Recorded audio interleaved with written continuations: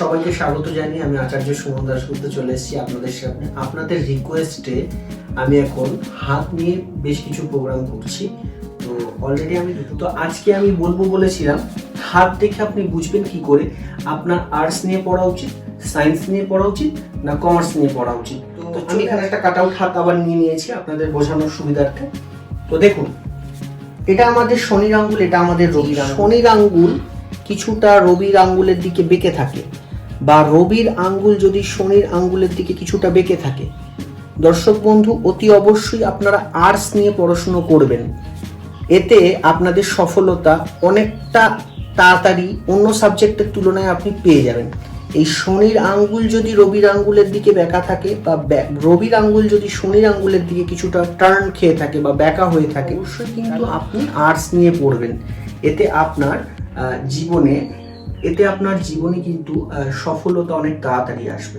তো চলে আসি, আর্টসের পর সায়েন্স আপনি নিয়েছেন বা সায়েন্স সিলেক্ট করবেন, কি করে বুঝবেন? দেখুন, সায়েন্স রবি নির্দেশ করে, সায়েন্সকে রবি নির্দেশ করে। সুতরাং রবির আঙ্গুল, বৃহস্পতির আঙ্গুল, শনির আঙ্গুল, রবির আঙ্গুল, রবির আঙ্গুল যদি একটু বড় হয় নর্মালের তুলনায়, রবির আঙ্গুল যদি একটু তুলনামূলক বড় হয়ে থাকে, 100-এর মধ্যে 200% শিওর থাকবেন সেই ব্যক্তি সায়েন্স নিয়ে পড়লে তার কিন্তু অবশ্যম্ভাবিকভাবে তার উন্নতি কেউ আটকাতে পারবে না।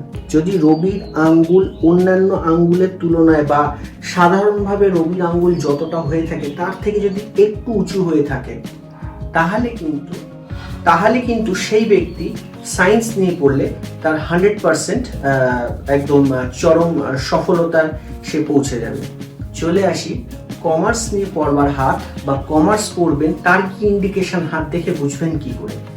দেখুন, সাধারণত হিসাবশাস্ত্র বুধ ইন্ডিকেশন করে, কিন্তু হস্তরেখায় আপনি বুধের বদলে বৃহস্পতি দিয়ে এখানে আমরা কমার্সটাকে ধরবো। কি করে ধরবো? দেখুন, এই বৃহস্পতি পর্বটা যদি সামান্য মোটা হয়ে থাকে এবং এটি যদি শনির আঙ্গুলের দিকে সামান্য বাঁক খেয়ে থাকে, প্লাস এইটা যদি, এই প্রথম পর্বটা যদি হালকা একটু এরকম বেঁকা থাকে, সেই ব্যক্তি কমার্স নিয়ে পড়লে তার সাকসেস 10 টাইম ফাস্ট আসবে।